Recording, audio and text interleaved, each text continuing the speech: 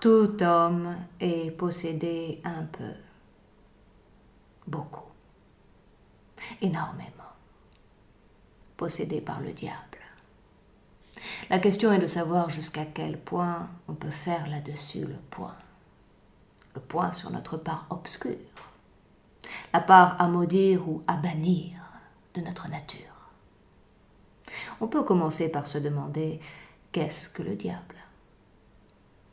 Mathématiquement, c'est le plus grand commun diviseur. Physiquement, c'est une puissance de négation qui veut tout réduire à néant. Notre dégénérescence programmée en quelque sorte. Métaphysiquement, c'est le mal radical, l'ombre qui chasse la lumière. Religieusement, c'est l'ange déchu, le frère qui est son frère, le fils qui nie son père, l'indigne héritier du trône, le traître absolu. Plus prosaïquement, c'est notre pulsion de mort qui a du mal avec tout ce qui est vivant, le vrai, le beau, Dieu.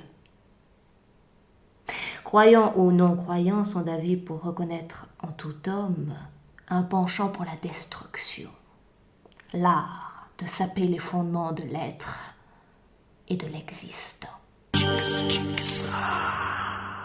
Ce sont surtout ces œuvres qui nous interpellent, ces basses œuvres, ces chefs-d'œuvre d'ingéniosité que j'appelle les banlieues de la pensée. Son matérialisme, tout est matière, surtout la matière. Son relativisme, l'homme est la mesure de toute chose. Son existentialisme, l'existence précède l'essence et la crée. Son économisme, pas d'autre directive que celle des forces productives. Son nihilisme, vanité, tout est vanité et recherche du vent. Son capitalisme, qui veut gagner des millions, demande le riche.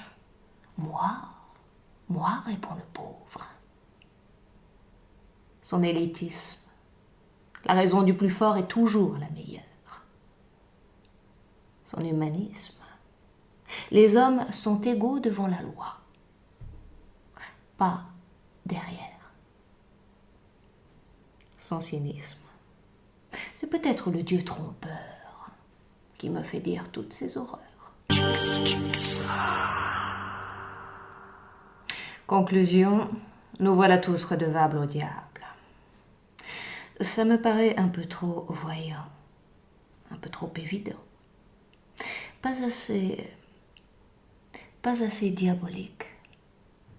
Du coup, je me suis forgé une toute autre réplique, en me disant que le diable ne peut être pris en flagrant délit. Son sens de l'adversité n'a d'égal que sa perversité. Autrement dit, il va falloir le rechercher parmi ceux qu'on n'interroge jamais. Le diable serait donc quelqu'un qui aime follement la vérité, quelqu'un qui a la foi en la raison, quelqu'un qui a le goût des Lumières, Diderot, Rousseau, Voltaire, quelqu'un qui a le culte de l'humanité. Qui se cache derrière cette sublime figure du faux frère ?